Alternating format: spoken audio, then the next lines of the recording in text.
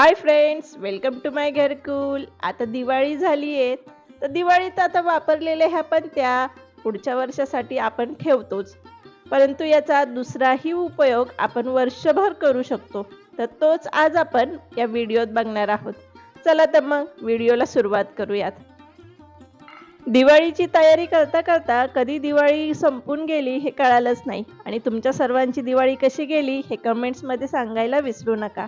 आता मी इथं काय घेतलंय, एक वाटी आणि एक आपली आलं खिसण्याची खिसणी घेतली, आणि त्यात आपण हा आपला जो दिवा आहे मातीचा तो खिसून घेणार आहोत। तुम्ही व्हिडिओत बघू शकता, अशा पद्धतीने आपल्याला याची पावडर करून घ्यायची आहे। आता मला जेवढी पावडर लागते मी तेवढा हा दिवा या किसणीवरती किसून घेणार आहे। तर आता यामध्ये आपल्याला काय करायचं, एक पाव चमचा मीठ टाकायचं आहे। आपलं नेहमीचं वापरातलं जे मीठ असतं तर ते मी इथं घेतलंय, आणि त्यानंतर इथं मी अर्ध लिंबू पिळून घेतला आहे, आणि याची आपल्याला एक छान पेस्ट बनवून घ्यायची आहे।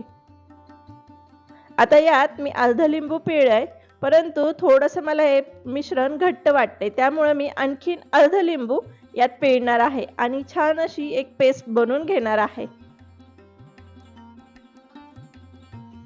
आता या पेस्टचं आपल्याला काय करायचंय ते पाहूयात।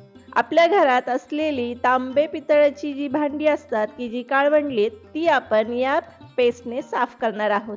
तर आता माझा हा कलश आहे, काळवंडला आहे, हा काही मी एवढा वापरत नव्हते।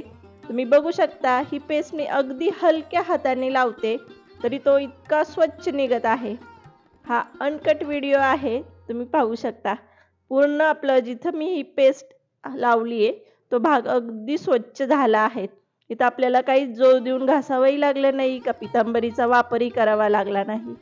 आता अशाच पद्धतीने आपण आपला हा पूर्ण कलश या पेस्टनी घासून घेणार आहोत।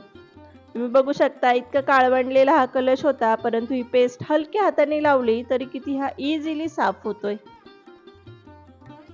आणि हो मैत्रिणींनो, आज पहिल्यांदाच जर चॅनलवर आला असाल तर चॅनलला एकदा भेट द्या, आणि व्हिडिओज आवडले तर चॅनलला सबस्क्राईब करायला विसरू नका, आणि त्या शेजारील बेल आयकॉनही क्लिक करा, म्हणजे कधीही नवीन व्हिडिओ आला तर तुम्हाला तो सर्वात आधी समजेल।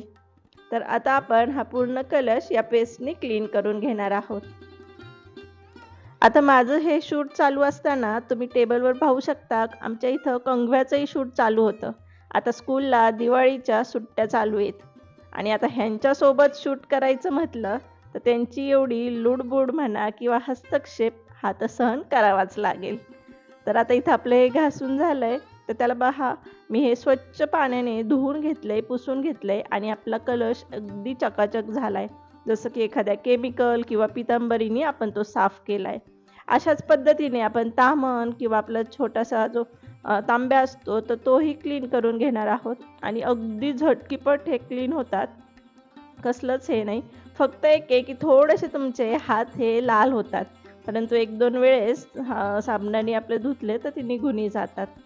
तर अशी ही आपल्या जुन्या पणत्यांची टीप म्हणा, उपयोग म्हणा, तुम्हाला कसा वाटला हे कमेंट्समध्ये सांगायला विसरू नका, आणि व्हिडिओ आवडला असेल तर लाईक जरूर करा, शेअर करा।